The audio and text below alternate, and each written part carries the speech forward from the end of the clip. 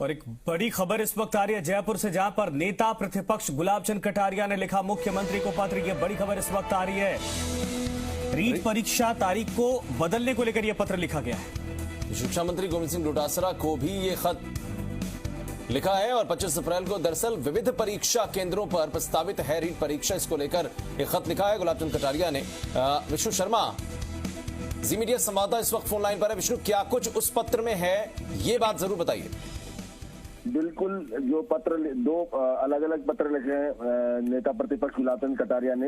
पहला पत्र मुख्यमंत्री अशोक गहलोत को लिखा है।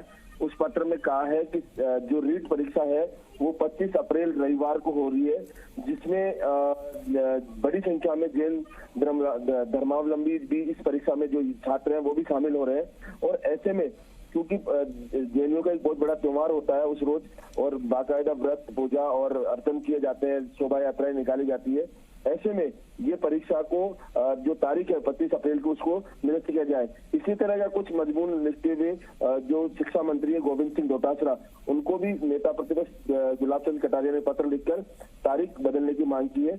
अब देखना यह है कि गुलाब चंद कटारिया की बात को महत्व देते हुए या जो जैन श्रावक श्राविकाएं जो स्टूडेंट है उनकी स्थिति को देखते हुए सरकार इस पर क्या निर्णय लेती है, देखने वाली बात होगी। जी बिल्कुल सही, आपने कहा कि क्या फैसला लेती है, लेकिन गुलाब चंद कटारिया ने पत्र लिखा है और परीक्षा को लेकर साफ तौर पर सरकार से उन्होंने तारीख को बदलने को लेकर पत्र के जरिए आग्रह किया है।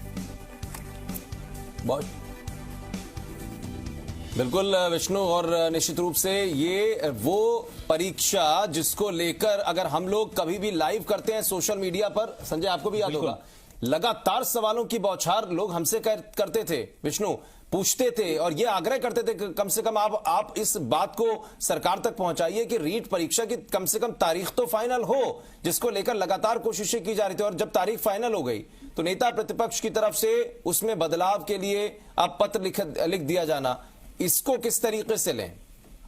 बिल्कुल, एक बहुत बड़ी परीक्षा है जो अभ्यर्थी हैं जो वर्षों से नौकरी का सपना संजोए हुए हैं उनके लिए, और ये लगातार मांग चल रही आ रही है कुछ सालों से कि साहब रीट परीक्षा का आयोजन होना चाहिए। और जो बेरोजगार है वो लगातार मांग करते आ रहे हैं, लेकिन जिन्होंने परीक्षा के लिए ये जो तारीख फाइनल की या तय किया उन्होंने इस कैलेंडर को ध्यान में नहीं रखा कि उस रोज कोई त्योहार हो सकता है। हालांकि बेरोजगारों के लिए एक महत्वपूर्ण परीक्षा है, लेकिन साथ ही उस परीक्षा में जो धर्मावलंबी जो छात्र वो भी शामिल होते हैं। ऐसे में जो भी परीक्षा का आयोजन है उसको देखना चाहिए था कि वो तारीख फाइनल करे, क्योंकि अमूमन ये देखा जाता है जब भी कोई परीक्षा की तारीख तय की जाती है तो उसमें सभी प्रकार के जो अपेक्षाएं आवश्यकताएं वो सब देखी जाती है। चलिए, बिल्कुल देखना होगा विष्णु कि आखिर इस पूरे मामले को देखते हुए और जो विषय उठाने की कोशिश गुलाब चंद कटारिया ने अपने पत्र के जरिए की है, इस पर क्या कोई रिएक्शन या क्या किसी भी तरीके का कोई ऐसा कोई प्रतिक्रिया सरकार की तरफ से आती है।